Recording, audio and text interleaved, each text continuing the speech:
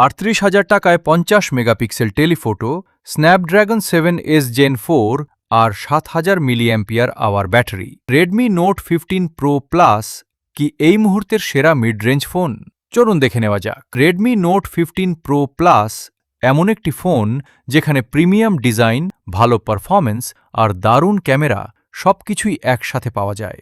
সামনে রয়েছে 6.83 ইঞ্চির 1.5K AMOLED display, 120 hertz refresh rate এবং 3200 নিটস পর্যন্ত পিক ব্রাইটনেস। ফলে ভিডিও দেখা, গেমিং করা কিংবা সোশ্যাল মিডিয়া স্ক্রোলিং সবকিছুই দারুণ স্মুথ এবং প্রাণবন্ত লাগে। পারফরম্যান্সের জন্য রয়েছে স্ন্যাপড্রাগন 7S Gen 4 প্রসেসর এবং UFS 2.2 storage. Free fire max, call of duty কিংবা হেভি মাল্টিটাস্কিং সবকিছুই সহজেই হ্যান্ডেল করতে পারে এই ফোন। ক্যামেরা সেকশনে রয়েছে 50 megapixel OIS main camera, 50 megapixel telephoto এবং 8 মেগাপিক্সেল আল্ট্রাওয়াইড। আর সামনে রয়েছে 32 মেগাপিক্সেল সেলফি ক্যামেরা। ফলে পোর্ট্রেট কিংবা সাধারণ ফটোগ্রাফি সব ক্ষেত্রেই ক্যামেরা সেটআপটি বেশ দারুণ রেজাল্ট দেয়। ফোনটার ভালো একটি দিক হল 7000 মিলিঅ্যাম্পিয়ার আওয়ার বিশাল ব্যাটারি।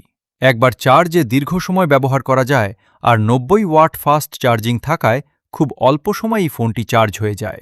যদি আপনি বড় ব্যাটারি, ভালো পারফরম্যান্স, টেলিফোটো ক্যামেরা আর দারুণ ডিসপ্লে চান, তাহলে রেডমি নোট 15 প্রো প্লাস এই প্রাইস সেগমেন্টে হতে পারে একটি দারুণ অলরাউন্ডার স্মার্টফোন। আপনার কাছে রেডমি নোট 15 প্রো প্লাস কেমন লেগেছে? কমেন্টে জানান। আর এমন মোবাইল রিভিউ পেতে এক্ষুনি ফলো করে রাখুন।